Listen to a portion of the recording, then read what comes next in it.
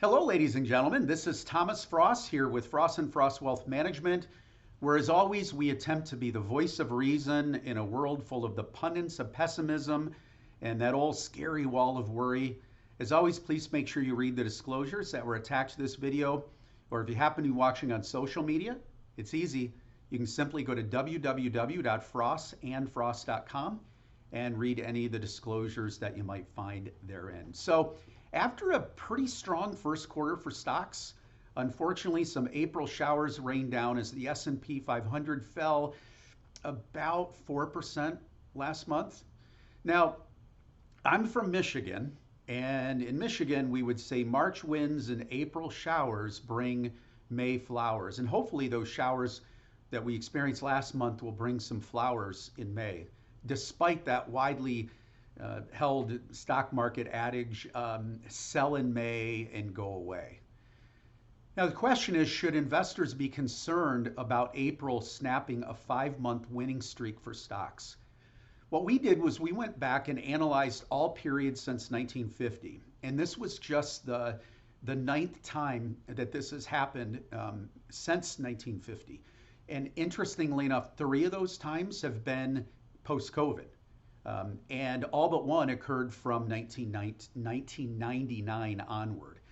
Now, this may not be a concern for equity investors, as the S&P 500, 1 year later, after the end of the month that snapped that 5-month winning streak, has been positive every single time, with an average return of 13.3% 12 months later, considerably higher than the average around 9% gain over all other rolling 1-year periods. Now, a potential explanation for this phenomenon is that it shows that pullbacks help work off overbought conditions before stocks then turn around and continue higher over the following year. Interestingly, what we found was when the positive streak snapped a 6-month, or I should say when a bad month snapped a 6-month streak of positive gains or longer, the average return 12 months later is weaker. It's just 9.2%, with only 72% of the time being positive. And there were 22 occurrences. So what was it that caused stocks to dip? Well, beyond some digestion of strong gains through March that we saw, unfortunately, that stubborn inflation and higher interest rates were the main culprit. As the downtrend in inflation has stalled recently, expectations for hopefully the start of the Federal Reserve's rate cutting campaign have been pushed out.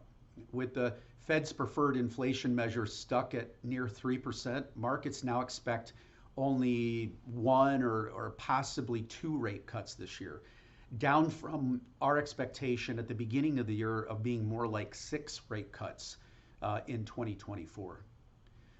Our expectations are that inflation will ease later this year as demand unfortunately slows, but patience will be required.